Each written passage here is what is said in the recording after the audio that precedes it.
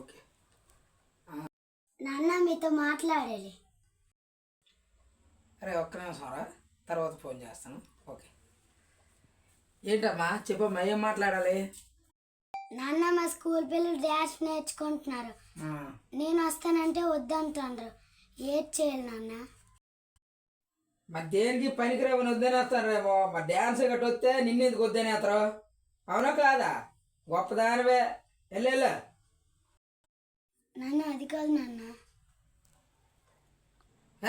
అది కాదు ఇది కదా, నీకు రాదని చెప్పినాం కదా. ఇలా నువ్వు దేనికి పనికిరావమ్మా.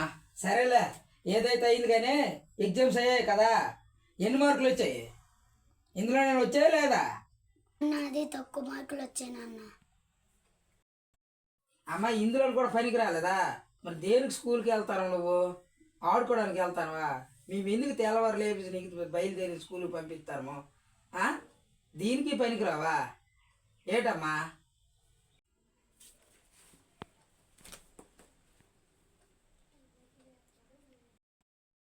సరేలే, ఏదైతే అయిందిలే.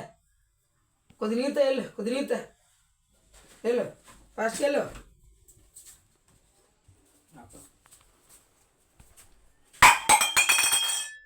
పనికి రాలేదా? నువ్వు దేనికి పనికి వస్తావు? దేనికి పనికి వస్తావు? నీరు కూడా పని మీద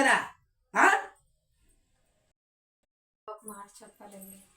సరే చేస్తానమ్మా, నువ్వు బయటికి వెళ్ళిపో, ఆడుకో 10 నిమిషాలు.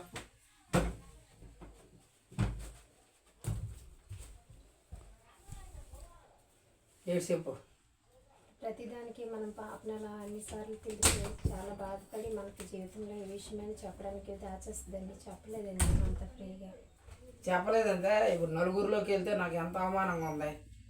ఎగ్జామ్స్లో మార్కులు రాలేదు, డ్యాన్స్ చేయడానికి పనికి రాలేదు, నీరు తెచ్చినప్పుడు కూడా కింద పడేసింది, దానికి కూడా పనికి రాలేదు. ఒక తండ్రిగా నేను జాబ్కి వెళ్ళి వచ్చి ఇంత కష్టపడతాను మీకోసము, మనం తల్లిగా నువ్వు వేడి చేస్తాను, నీరు కూడా పడేసిందంటే మరి దేనికి పనికి వస్తుంది పిల్ల?